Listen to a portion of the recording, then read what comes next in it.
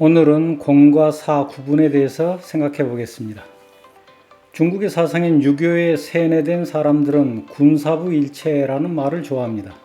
부모에 대한 무조건적인 사랑, 공경, 복종을 뜻하는 효 사상이 그대로 군주에 대한 충성으로 이어진 유교적 사상에서 나온 말입니다. 왕이나 스승과 나는 공적인 관계이고 부모와 나는 사적인 관계인데 그것이 어찌 같을 수 있을까요?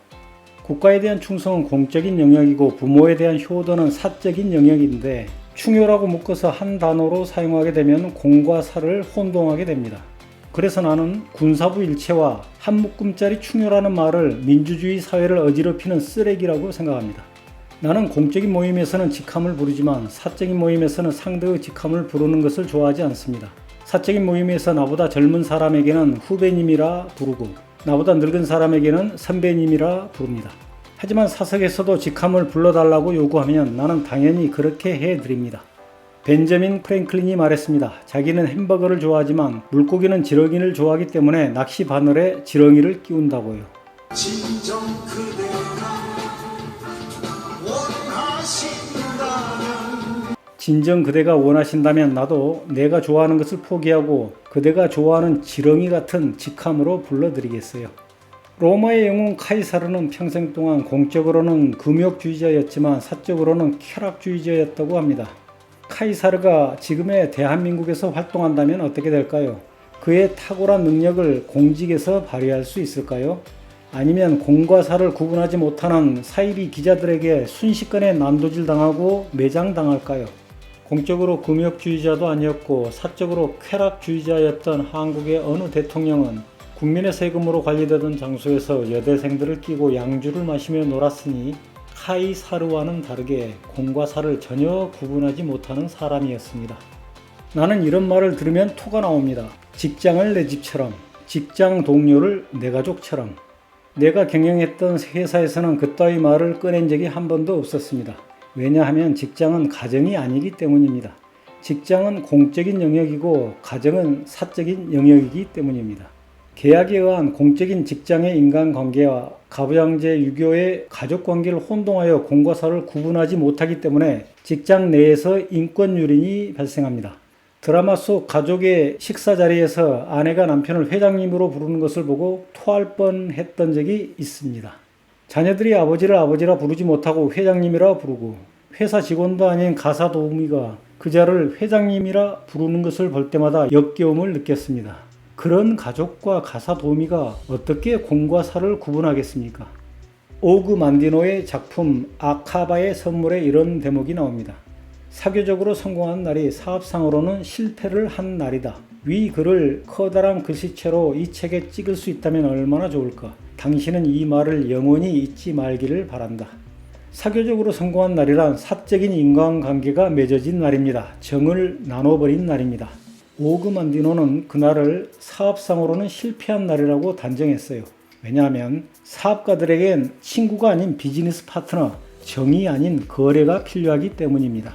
그래서 오래도록 사업가였던 나는 세계 최고의 사업가와 거래한다 하더라도 공적으로 존중은 하되 존경하지는 않습니다. 사적으로 인간적으로 신뢰하지는 않습니다. 공과 사를 구분하려고 노력합니다.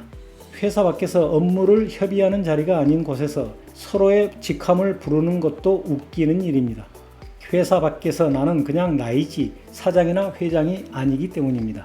언젠가 대통령과 검사들과의 공적인 대화를 TV로 보면서 나는 어이가 없었습니다. 웬 검사가 대통령을 선배님이라고 부르더군요. 나의 상식으로 그 검사는 공과 사를 구분하지 못하는 멍청이라고 판단했습니다. 그것을 그 자리에서 바로 잡아주지 않았던 대통령도 바보였고요. 또 있습니다. 어떤 50대 후반의 장군이라는 어떤 작자가 장군 사택에서 젊은 병사들을 마치 하인 부리듯 인권유린했다 하여 시끄러웠는데 그 작자는 병사들을 자기 자식처럼 대하였노라고 변명했습니다. 군대도 장군은 장군, 병사는 병사, 각자에게 부여된 업무와 책임과 의무를 다하는 공적인 조직인데 군대를 사적으로 운영하면서도 반성은커녕 내 아들을 감히 지 자식처럼 다루겠다고? 그렇게 말했던 장군은 한마디로 웃기는 자식입니다. 그따위로 공과 사를 구분 못하는 단순 무식한 정신머리로 어떻게 장군으로까지 승진했는지 우리 군의 승진 체계에 문제가 많아 보였습니다. 초한지에서 한신은 자기가 아끼던 부하 장수 응계의 목을 베기 전에 이렇게 말했습니다. 똑똑히 듣거라. 대장이 된 자는 임명을 받은 날부터 제 집을 잊어버리는 것이고 군중에 임하여 약속을 정하면 제 부모를 잊어버리는 것이며 북소리가 급히 울릴 때는 제 목숨을 잊어버리는 것이다. 하물며 친척을 대접하느라 군령을 어겨? 이 소식에 놀란 유방이 응계 장군을 구원하려고 급히 측근 역대인을 보냈습니다. 그러자 한신이 역대인을 꾸짖습니다. 군중에서 말을 달리지 못하는 것쯤은 대인께서도 익히 아실 터인데 어찌 군령을 어기시오. 대인의 죄는 참형에 해당하나 대왕의 친서를 가지고 오신 모임으로 그 죄를 용서하고 그 대신 타고 온 말에 목을 베어 응계의 머리와 함께 원문 밖에 휴수하라.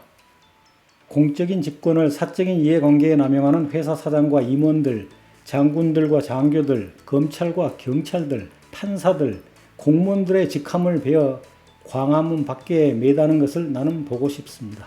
또 있습니다. 사입이든 뭐든 언론에 제법 이름이 오르내리면 공인이라고 부르는 것도 웃기는 헛소리입니다.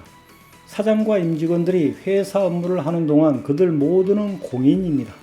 그래서 사회생활을 하는 한국인들 중에서 공인이 아니었던 사람은 거의 없습니다.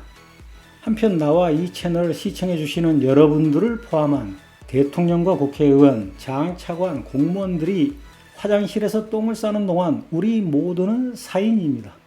그리고 사생활은 존중되고 보호되어야 합니다. 어느 소설을 인용하겠습니다. 실례지만 누구시죠? 그건 밝힐 필요가 없을 것 같은데요. 부인 남편께서는 저를 모르니까요. 당신도 제 남편을 모르지만 남편의 이름은 알고 있잖아요. 그건 당연하죠. 남편께서는 배우니까 공인이지 않습니까? 누구나 안 그런가요? 다들 어느 정도는 공인이죠. 우리를 지켜보는 사람들의 숫자가 다를 뿐. 영어 공부를 하다가 적어둔 것이 있기에 소개해 드립니다. Don't mix business with pleasure. Draw a line between public and private lives. 공적인 영역과 사적인 영역을 구분하지 못하는 자는 공무원 자격이 없고 회사나 단체, 조직의 리더가 될 자격이 없는 사람입니다. 공적인 논리와 공정한 비교로 좀 더 나은 리더를 선택하지 않고 사적인 기분과 감정으로 똥 묻은 자 지지하느라 겨 묻은 자 싫다하는 자는 민주주의 국가의 주인 될 자격이 없는 사람입니다. 나는 그렇게 생각합니다. 감사합니다.